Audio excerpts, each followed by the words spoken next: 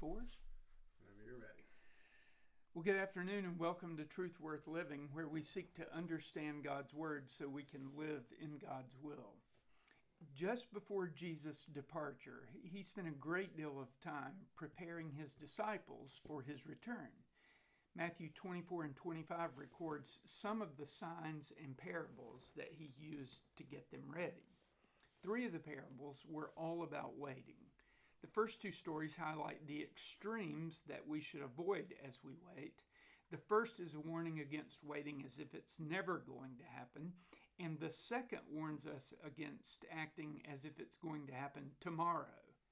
Jesus makes it abundantly clear those are foolish extremes, and I'll tell you why in a moment. But the final parable paints a picture of wise waiting. This is what he says in Matthew chapter 25, beginning in verse 14. Again, it will be like a man going on a journey who called his servants and entrusted his wealth to them. To one he gave 5 bags of gold, to another 2 bags, and to another 1 bag, each according to his ability. Then he went on his journey. The man who had received 5 bags of gold went at once and put his money to work and gained 5 bags more. So also the one with 2 bags of gold gained 2 more, but the man who had received 1 bag went off, dug a hole in the ground, and hid his master's money. After a long time, the master of those servants returned and settled accounts with them. The man who had received 5 bags of gold brought the other 5. Master, he said, you entrusted me with 5 bags of gold. See, I have gained 5 more. His master replied, well done, good and faithful servant. You've been faithful with a few things. I will put you in charge of many things. Come and share your master's happiness. The man with 2 bags of gold also came. Master, he said, you entrusted me with 2 bags of gold. See, I've gained 2 more. His master replied, well done, good and faithful servant. You've been faithful with a few things. I will put you in charge of many things. Come and share your master's happiness.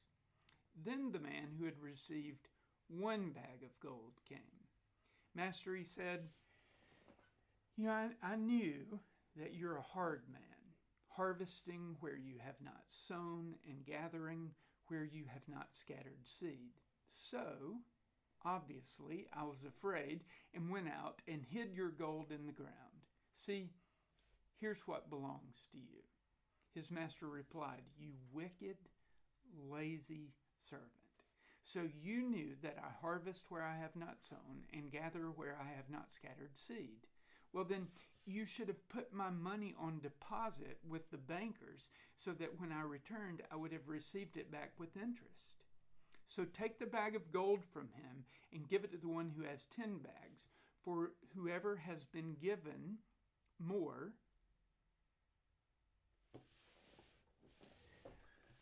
let's start back at that paragraph. Yeah, I think that'll be okay. Sorry. That's okay. What does it say? Can you maybe read just a little ahead of that? Yeah, I will. Okay. His master replied, you wicked, lazy servant. So you knew that I harvest where I have not sown and gather where I have not scattered seed? Well then, you should have put my money on deposit with the bankers so that when I returned, I would have received it back with interest.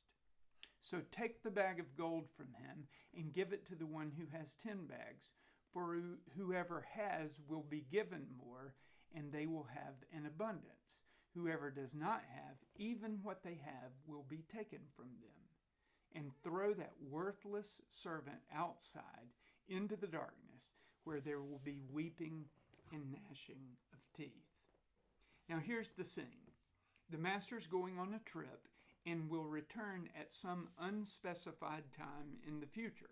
While he's gone, he expects his servants to not just guard his estate, but to grow it. He gives them bags of gold to invest. This was not only a privilege, but a responsibility. For 2 of the servants, the gravity of the assignment combined with the indeterminate length of his trip created urgency and activity. For Jesus said they both went at once and got to work. They understood that they had no time to lose. Proving faithful to the assigned task was their top priority, so they got right to work to fulfill their obligations. And they did it. When the master finally returned to settle the accounts for the reckoning, they had good news. Each had doubled his investment. The master was thrilled, labeled them good and faithful servants, and he explained that he was enlarging their territory, and then he invited them to celebrate. Now, the results of the third servant, who, by the way, turns out to be the focus of the parable, they were not great. Remember, he had a very different response to the gold that was entrusted to him. He too had urgency, that's true, but it wasn't to grow the money, it was to guard it. In fear, he immediately went out, dug a hole, and buried it. Why?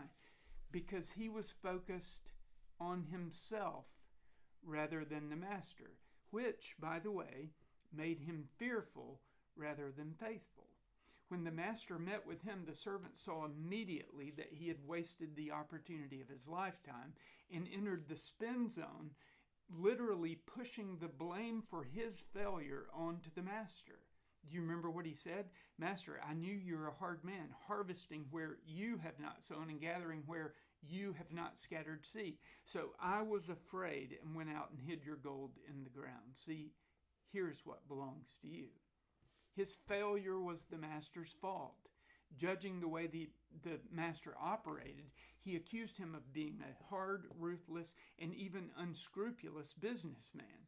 So he gave the money back, believing that absolved him of his responsibility.